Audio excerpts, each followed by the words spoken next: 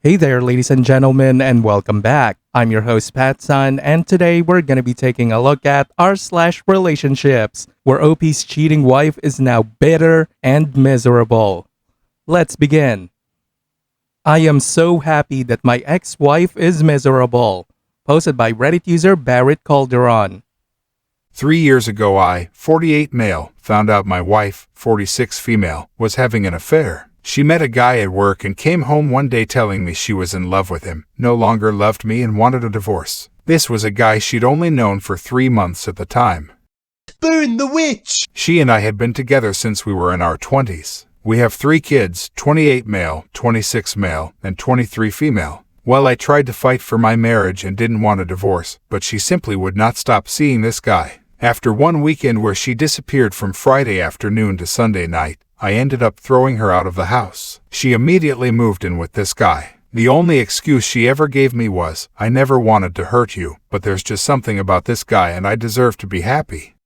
Burn the witch! That was it. That was the depth of her reasoning for throwing everything we built together away. We ended up finalizing our divorce in early 2022. Although I had very hard feelings towards her, I faked it enough to get pretty favorable divorce terms from her. It seems she was so eager to be with her dream man that she didn't have time for a long divorce. So in the end I got to keep my pension in the house, which I had bought from my grandmother. I did have to give her half of my 401k however. The effect on our kids was pretty devastating. All 3 of them took it very hard. My oldest son told her that if she chose this man, he'd never have a relationship with her again. As of right now, neither of our sons has a relationship with their mother. Our daughter does talk to her from time to time, but their relationship is very strained to say the least. My daughter is a very kind person and she tries, but she usually ends her conversations with her mother even more upset than when they started. About 4 months after the divorce, my ex contacted me out of the blue. She told me she had made a terrible mistake and asked if she could come home.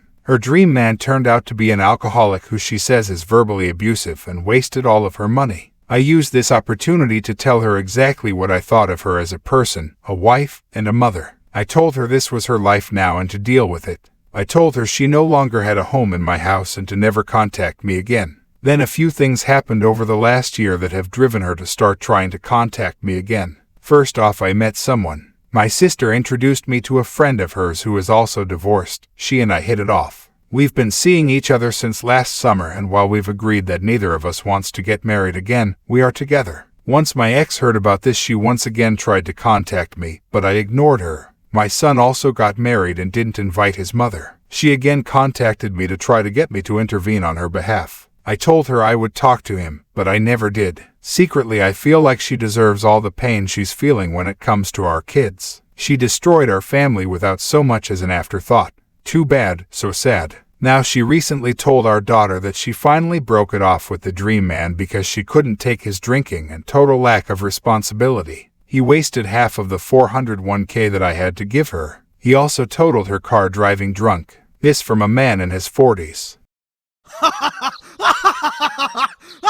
Again, she knew this guy for 3 months and torpedoed our whole family for him. On the face of it, I act like I feel sorry for her, but inside I really delight in the fact that she's so unhappy. Call me evil or whatever, I don't care. She brought this upon herself and it serves her right. I actually had to sit there one Saturday night while she got ready for a date with this guy, and laughed on the phone with her friend about how awkward our living situation was. I lived in hell for over a year because of her. Wait until she finds out our son and his wife are going to have a baby later this year. Maybe if she had been able to keep her legs closed, she'd get to meet her grandchild. Enjoy your shitty 1-bedroom apartment and your broken down used car. Me and my new partner will think of you when we're on vacation in Hawaii this summer. Hawaii was the trip my ex and I always planned to take once our daughter finished college. Maybe I'll send her pictures. TLDR, my ex cheated on me and now she's miserable and I'm overjoyed.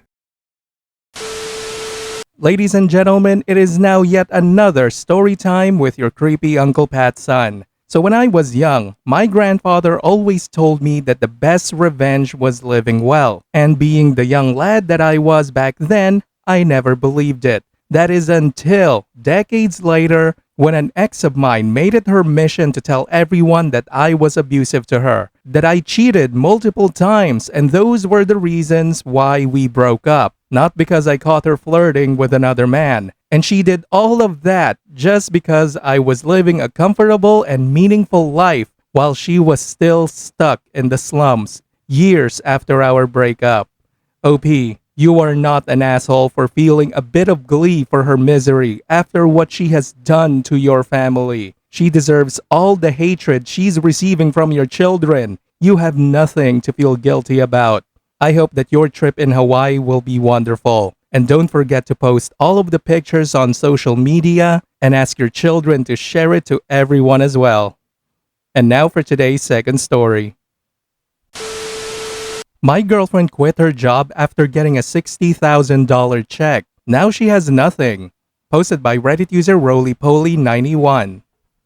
TLDR, me and my girlfriend have been together for almost 2 years. We have always gotten along great and everyone always says we're perfect for each other. Last May she informed me she was getting a settlement check on her birthday for an accident that happened when she was a kid. She disclosed that it was almost $60,000. She always wanted to be a tattoo artist, so she decided she was going to quit her job and do tattoos full-time. I took a job closer to her, unintentionally was just roughly $30,000 more a year, so it was a good job. To save on gas and not drive an hour to work, when my lease was up, I moved in with her into her apartment. She only had a few months left on her lease, so in October we leased a house together. Every time we'd speak finances, she's always promised she'd have her portion paid. I make good money, but I don't make support someone else's dreams, a household, and my own dreams kind of money. I never second-guessed or questioned anything. She has paid a somewhat fair portion. Rent was 50-50, but I paid for all the utilities and other stuff. Groceries are a hit or miss. I'd say 75% of the time she'd buy groceries, but her and I have different priorities when it comes to where we shop. I am an Aldi's or Save-A-Lot shopper and she's a Giant Eagle, Trader Joe's shopper. Her not working, she usually beats me to the grocery shopping. This is important, this will come up again later. I have always lived within my means and cheap. I was able to survive this economy with a take-home of $32,000 before she and I met. I have nice things, but I don't overdo it. Over the course of our relationship I have worked my tail off, whether it be side jobs or making career changes. I make almost $50,000 more a year now versus when we met. I am very humble and thankful for what I make and what I am able to do, but I'm still doing side hustles just to make some extra cash flow. All she does is tattoos. It's been almost a year and she is doing really well tattoo-wise, but business-wise she is not treating it like a business at all. More of a hobby that makes a couple extra bucks here and there. I am an operations manager, so I try and give her business tips and advice when she asks. She doesn't do anything I suggest. Last month, I started to see some things that are off. She kept getting phone calls from random numbers and noticed some behavioral cues that were off. I was worried about her and her mental health. She has no friends at all and only hangs out with her mom and stays at the house most of the time. So the only social interaction she has is with me or some of her family. I have a lot of friends and I am a very social person. I love to network. I asked her what was going on and asked her why she was getting phone calls. I had a hunch it was debt collectors. Turns out my hunch was right.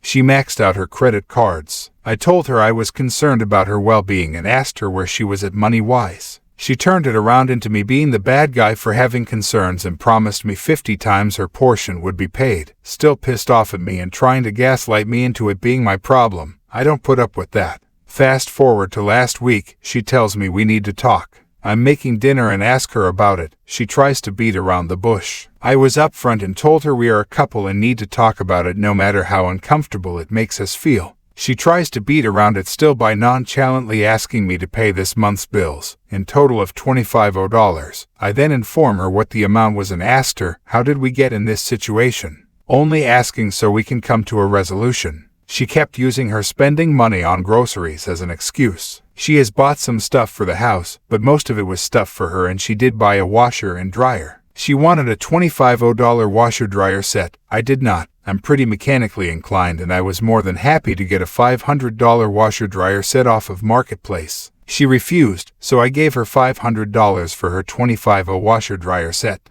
I just thought it was a stupid purchase to spend that kind of money. The whole conversation turned into a competition. Everything she said was, I this and I that. And with me it's, we this and we that, as we are a team and it should not be a competition. I realized where I stand when she tried tallying points on what she has paid for, completely ignoring all I do and pay for. She stormed off and tried to gaslight me yet again, still not falling for it. I was firm and told her to stop gaslighting, turning her situation into my problem or trying to say it's my fault. We ended up apologizing and trying to talk it out.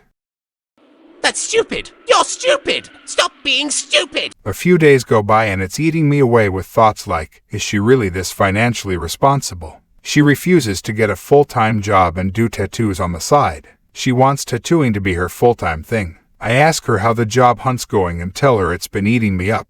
Turns into the same conversation. I never reviewed an apology for her being irresponsible. All I wanted was her to air out her own solutions, but instead I got nothing but excuses. She then tries comparing her irresponsibility to me getting laid off from my job or her getting sick. To me that is apples to oranges. One is quitting your job and blowing $60,000 in less than a year, and the other are things that you cannot control. I love her and care about her, but I feel disrespected. I intentionally did not talk to her for a few days and honestly, I don't think we can overcome this, and to be frank, I am not going to feel guilty or take responsibility for things I didn't do. I have goals and ambitions and honestly don't need someone to drag me down. It takes a lot for me to get stressed and anxious and I want to rip the band-aid off, so I don't stress myself out. Obviously I am not perfect and of course I have made my fair share of mistakes, but I really don't think they compare at all. Wonder what someone else will do in my situation. What I will do in your situation, OP, is to run for the hills. She is gonna drag you down in the massive hole of debt she has created and will expect you to pay for it.